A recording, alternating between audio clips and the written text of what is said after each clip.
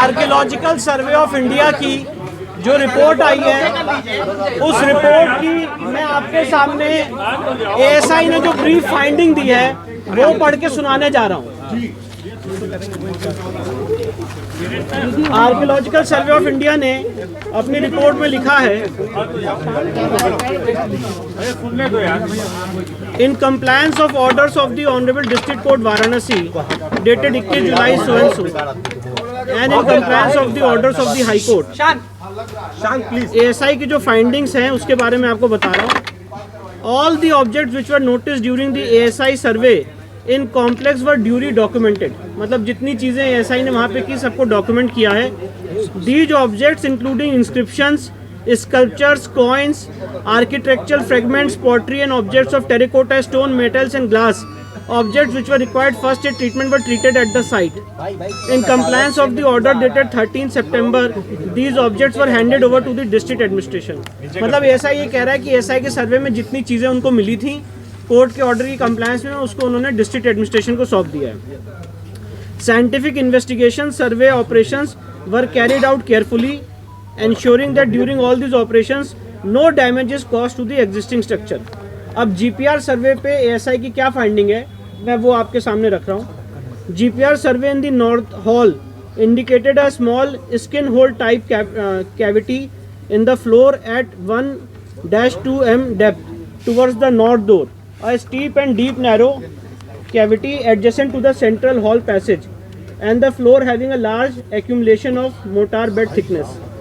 The presence of rectangular gravel fill passage akin to a side opening doors towards the south is observed at a depth of 46 m at the basement level in south corridor. A similar opening at the shallower level down to 3 m is observed in the north corridor, north of the north hall and west of the cellar.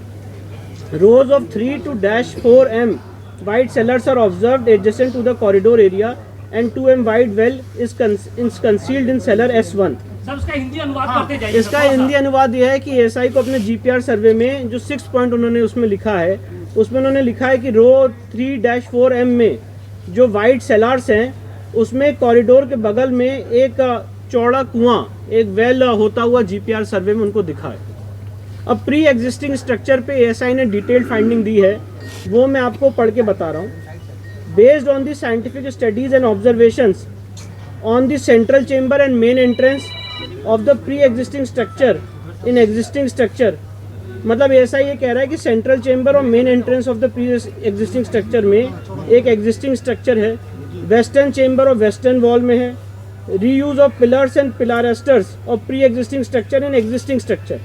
मतलब ऐसा ये कह रहा है कि जो पहले का स्ट्रक्चर था एक हिंदू मंदिर का, उसी के पिलर्स को रीयूज यहाँ पे किया गया, दोबारा इस्तेमाल किया गया। एएसआई ने माना है कि वहाँ पर हिंदू स्ट्रक्चर है, एक प्री एग्जिस्टिंग स्ट्रक्चर है।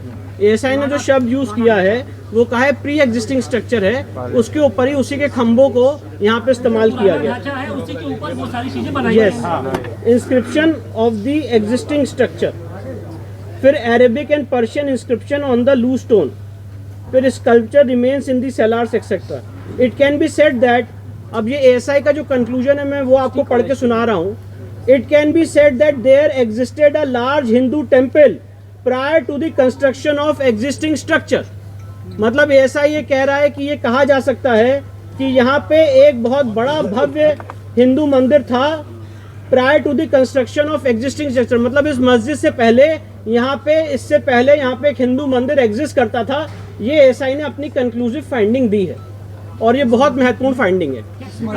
का जो कंक्लूजन है मैं वो बता रहा हूँ। It can be said that, मतलब ये कहा जा सकता है that there existed a large Hindu temple prior to the construction of the existing structure. मतलब अभी जो स्ट्रक्चर है, इस स्ट्रक्चर के पहले एक यहाँ पे लार्ज हिंदू टेम्पल था। ये बात एएसआई कह रही है कि ये बात कही जा सकती है।